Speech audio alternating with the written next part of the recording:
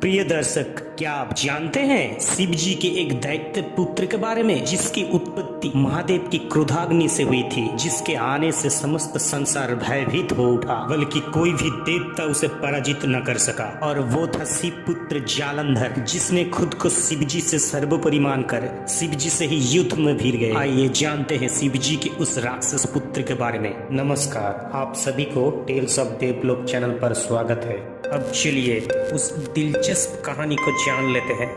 हमारे शिव पुराण के अनुसार एक बार इंद्रदेव गुरु बृहस्पति के साथ महादेव जी के दर्शन के लिए कैलाश पर जा रहे थे। तब महादेव इंद्रदेव जी की परीक्षा लेने के लिए एक साधु का रूप धारण कर लिया और फिर उनके कैलाश जाने के रास्ते पर साधना के लिए बैठ गए। ये देखकर इंद्रदेव ने साधु से कहा कि आप कौन है, लेकिन इंद्र के इस प्रश्न का साधु ने कोई जवाब नहीं दिया। ये देखकर इंद्रदेव जी को बहुत क्रोध आ गया और फिर इंद्र ने अपने वज्र अस्त्र से महादेव जी पर प्रहार किया। इंद्र जी को ऐसा करता देख महादेव जी बहुत क्रोधित हो गए और उनकी क्रोधाग्नि से उनके आंख लाल हो उठे। और ये दृश्य देखकर गुरु बृहस्पति समझ गए कि ये कोई और नहीं स्वयं शिव जी है और भयभीत होकर क्षमा याचना करने लगे। फिर दोनों ने इस पाप के लिए क्षमा प्रार्थना करने लगे और बोले कि अपनी क्रोध अग्नि से हमें दंडित ना करे, बल्कि शांत हो जाए। फिर महादेव ने बृहस्पति जी के विनती सुनकर अपनी क्रोधाग्नि को समुद्र में विसर्जन कर दिया और इंद्रदेव को क्षमा कर दिया। लेकिन इस क्रोधाग्नि से समुद्र में एक बालक का जन्म हुआ, जिसकी रोने की आवाज से समस्त संसार कंपित हो उठा और सभी देवता इसके समाधान के लिए ब्रह्मा जी के पास चले गए। तब ब्रह्मा जी उस बच्चे को शांत कराने के लिए उस बच्चे के पास चले गए और ब्रह्मा जी ने जब बच्चे को अपनी गोद में लिया तब बच्चे ने ब्रह्मा जी का गला कसकर पकड़ लिया और इस कारण से ब्रह्मा जी की आंख से पानी बहने लगा। तब ब्रह्मा जी समझ गए कि ये बालक कोई साधारण बालक नहीं है, इसलिए उसका नाम जालंधर रख दिया और आशीर्वाद के तौर पे कहा कि तुम महापराक्रमी हो, तुम्हें कोई भी देवता पराजित नहीं कर पाएगा, किंतु तुम्हारा नाश अपने पिता शिव जी के द्वारा होगा। और देखते देखते वो बच्चा शिव जी के तरह ही हूबहू वही दिखने लगे। और कुछ समय बाद जालंधर का विवाह राक्षस राज कालनेमी के पुत्री वृंदा के साथ संपन्न हुई। और राक्षस रानी वृंदा एक महान पतिव्रता नारी थी। उसके पतिव्रता धर्म के कारण जालंधर और भी शक्तिशाली हो गए और उसके इस शक्ति से उसको बहुत अहंकार था और उनकी पत्नी वृंदा के कारण उसका वध स्वयं शिव जी भी नहीं कर सकते थे और इस अहंकार बोध से वो और भी क्रूरता करने लगे। इसके अलावा हमारी पौराणिक कथा के अनुसार एक बार जालंधर ने अहंकार में आकर देवराज इंद्र पर आक्रमण कर दिया, लेकिन उसके बदले में देवराज इंद्र जालंधर को पराजित न कर पाए और वहां से भाग गए और इससे जालंधर का क्रोध और भी बढ़ गया। इंद्र के खोज में स्वर्ग लोक में आक्रमण कर दिए और इस आक्रमण से बचने के लिए देवराज इंद्र और सभी देवता लोग विष्णु लोक पहुंच गए और भगवान विष्णु जी से सहायता मांगने लगे। तब विष्णु जी कहे कि आप सभी देवलोक चिंतित मत हो, अवश्य मैं आपकी सहायता करूंगा। तब विष्णु जी अपने वाहन गरुड़ को पुकारते हैं और जब वे जालंधर का वध करने के लिए निकले तभी माता लक्ष्मी उनके सामने विराजमान हुए और कहने लगे कि हे स्वामी, जालंधर मेरा भाई है, हमारी दोनों की ही उत्पत्ति पानी से हुआ है। यदि आप मुझसे प्यार करते हैं तो जालंधर का वध नहीं करेंगे। तब विष्णु जी ने कहा कि हे लक्ष्मी, आपके भ्राता ने अधर्म के रास्ते पर चल रहे हैं और वो देवताओं को क्षति पहुंचा रहा है, लेकिन मैं आपके कथा अनुसार जालंधर का वध नहीं करूंगा, परंतु अभी मुझे युद्ध क्षेत्र में जाना है। इसके बाद भगवान विष्णु जालंधर को समझाने की कोशिश करते हैं और बोलते हैं कि जालंधर, तुम महादेव जी के क्रोधाग्नि से जन्मा हुआ पुत्र हो और आपने पिता से ही खुद को सर्वोपरि मानते हो। ये सब छोड़ के तुम महादेव जी से क्षमा मांगो। लेकिन उत्तर में वो कहते हैं कि हरगिज वो ऐसा नहीं करेंगे,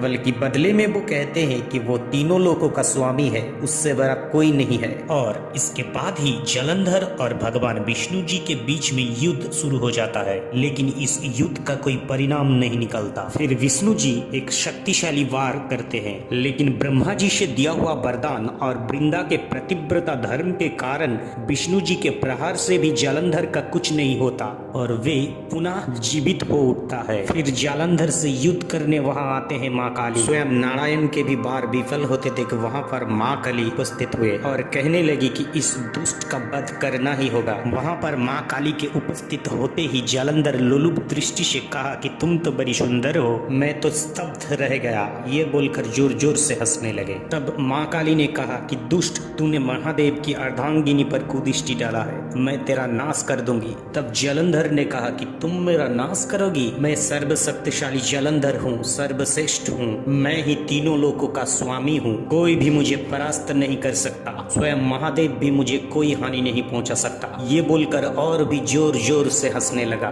तब माँ काली ने कहा कि दुष्ट, तूने खुद को महादेव से सर्वोपरि समझने का दुस्साहस किया है, मैं तुझे इसका परिणाम दिखाऊंगी। इसके बाद में ही माँ काली और जालंधर के बीच भयंकर युद्ध शुरू हुआ। लेकिन माँ काली के हर प्रहार के बाद जालंधर पुनः जीवित हो रहा था और इसी प्रकार इस युद्ध का भी कोई परिणाम नहीं निकला। अब अंतिम में भगवान शिव को वहां आना ही पड़ा और आने के बाद इस दुष्ट बेटे का अंत करना ही उचित समझा और जालंधर से कहा कि तुम बड़े वीर हो, लेकिन तुमने अधर्म का रास्ता चुना है। तुमने देवताओं की भी पत्नी पर कुदृष्टि डाला है, जो कि बहुत बड़ा अपराध है। लेकिन अब की बार तुमने सारी हदें पार कर दी। लेकिन इस बार तुमने मेरी अर्धांगिनी पर कुदृष्टि डाला है, जिससे खुद की ही मृत्यु को आमंत्रित किया है। लेकिन अब तुम्हारा नाश होना तय है। जिस प्रकार तुम मेरी क्रोधाग्नि से जन्मे हो, ठीक उसी प्रकार से ही आज मेरी क्रोधाग्नि से जलकर भस्म हो जाओगे। ब्रह्मांड की कोई भी शक्ति तुम्हें रक्षा नहीं कर पाएगा। ये सुनकर जालंधर बोला कि मैं महापराक्रमी हूँ, मुझसे बड़ा कोई नहीं, मुझे हरा दे ऐसी क्षमता किसी में भी नहीं है। तब शिव जी बोलते हैं कि तुम्हें अपनी क्षमता पर बहुत अभिमान हो गया है, तुम्हारा अभिमान ही तुम्हारा मृत्यु का कारण बनेगा। ये बात सुनकर जालंधर और भी जोर जोर से हंसने लगे। तब महादेव और जालंधर के बीच शुरू होता है महाप्रलयकारी घमासान युद्ध, जिससे सारी ब्रह्मांड त्राही त्राही करने लगे। महादेव और जालंधर के बीच ये युद्ध बहुत देर तक चलता है। महादेव उस दुष्ट जालंधर पर प्रहार करते हैं, लेकिन स्वयं महादेव भी उस दुष्ट का वध करने में असफल रहते हैं। ये सब होता है जालंधर की पत्नी वृंदा के प्रतिव्रता धर्म के कारण। तब शिव जी नारायण से इस विषय में आलोचना करते हैं और कहते हैं कि इसका मृत्यु तो मेरे हाथों में लिखा है, लेकिन मैं मार क्यों नहीं पा रहा हूँ। तब विष्णु जी कहते हैं कि ये सब हो रहा है जालंधर की पत्नी वृंदा के कारण, क्योंकि वो महान प्रतिव्रता नारी है, इसीलिए आप उसका नाश नहीं कर पा रहे हैं। हमें पहले उसकी पत्नी वृंदा की प्रतिव्रता धर्म को भंग करना होगा, नहीं तो आप उसका वध नहीं कर पाएंगे। तब शिव जी कहते हैं कि उसकी पतिव्रता धर्म भंग कैसे होगी। तब विष्णु जी कहते हैं कि सृष्टि के कल्याण हेतु उसका वध करना आवश्यक है, इसलिए हम स्वयं अपनी माया से जालंधर के पत्नी वृंदा का प्रतिव्रता धर्म भंग करेंगे। और ये बोलते ही विष्णु जी जालंधर का रूप धारण कर लेते हैं और उसके राजमहल में प्रवेश करते हैं और वृंदा भी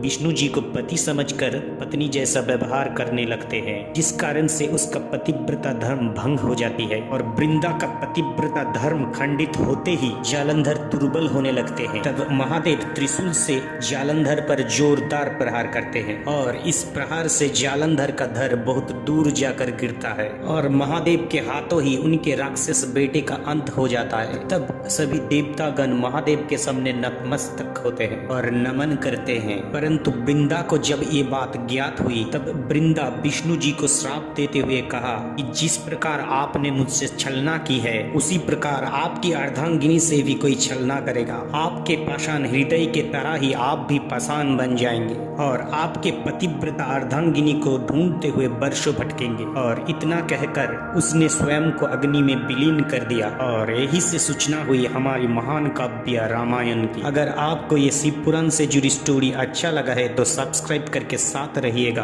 आगे भी हम ऐसे ही स्टोरी लाते रहेंगे। साथ ही हम आपके सुस्वास्थ्य भी कामना करते हैं। धन्यवाद।